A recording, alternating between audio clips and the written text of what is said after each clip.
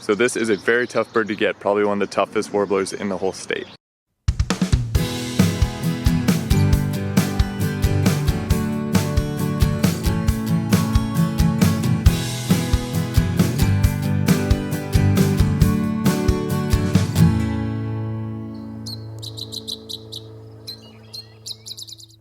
In the birding world, a life bird, or lifer, is a species that you've never found before and are seeing or hearing for the very first time.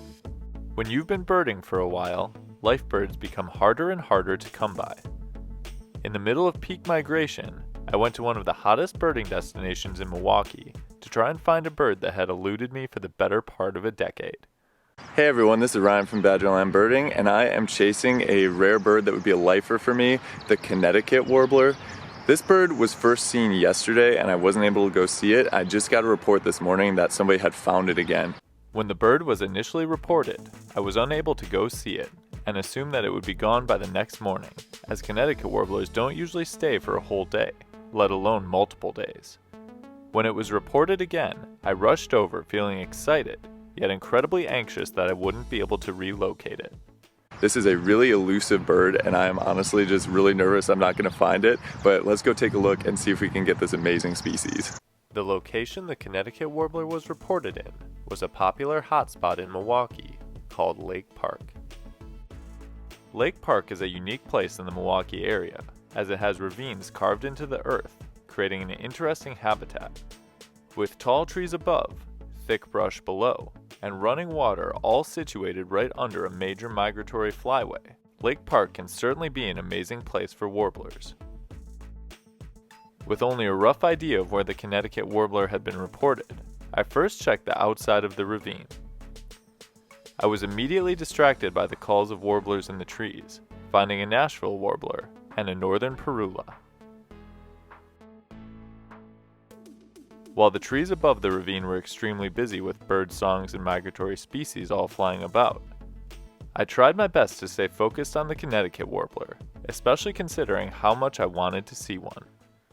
So what's so special about the Connecticut Warbler? They're a species that was already in decline and now continues to decline.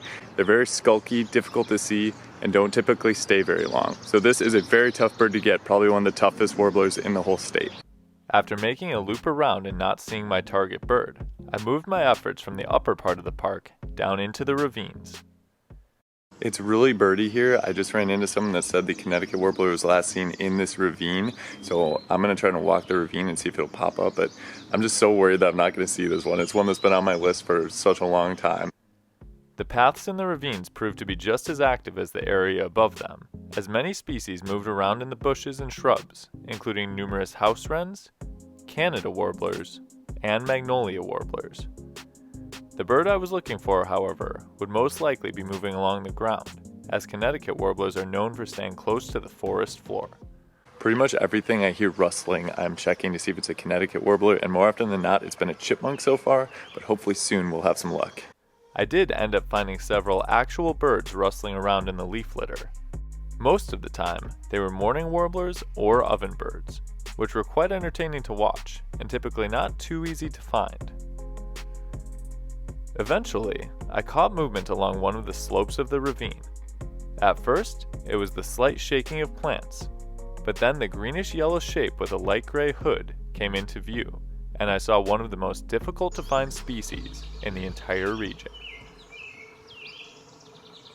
The Connecticut Warbler is a secretive warbler species, identified by its greenish-brown colored back and wings, yellowish underside, gray head, and noticeable white eye ring.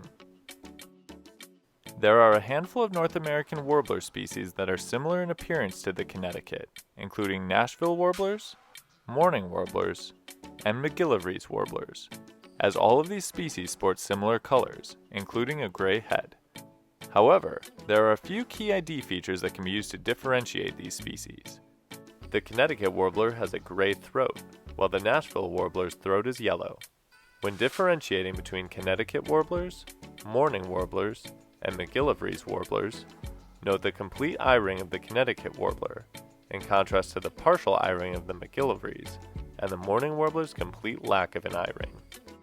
Connecticut warblers winter in northern South America, and make their journey through the United States during spring, ending up in their breeding grounds located in the northern Midwest and southern Canada. Connecticut warblers nest in a variety of habitats, from open woodlands to spruce bogs to pine barrens. Typically, the habitat they are found in will have thick underbrush, perfect for these skulky birds to hide in. Connecticut warblers have garnered quite the reputation for being hard to find, in large part due to the difficult to access and remote terrain that they breed in.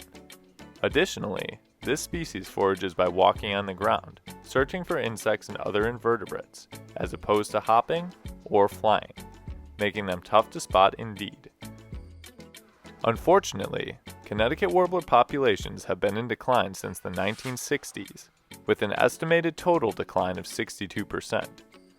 With very little knowledge about their breeding habits, and no control over what happens in their wintering grounds, North American conservationists are unclear on how to best help the species, but woodland management and preservation plans may be a possible solution.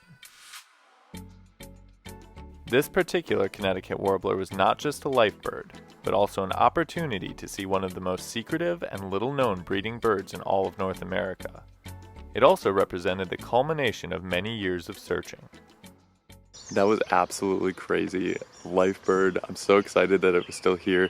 It was definitely skulky, but it did pop out in the open long enough to get some looks at it, and what a neat bird. It's a declining species, so I'm just really glad I was able to see it. Hopefully something can be done to help them increase their numbers in the future. Only time will tell if the Connecticut warbler can rebound as a species, or if it will one day soon be added to the list of critically endangered birds in North America. I, for one, thoroughly enjoyed my time with this elusive warbler, and certainly hope it's not the last time I'm privileged enough to witness one. Thanks for watching. We'll see you next time on Badgerland Birding.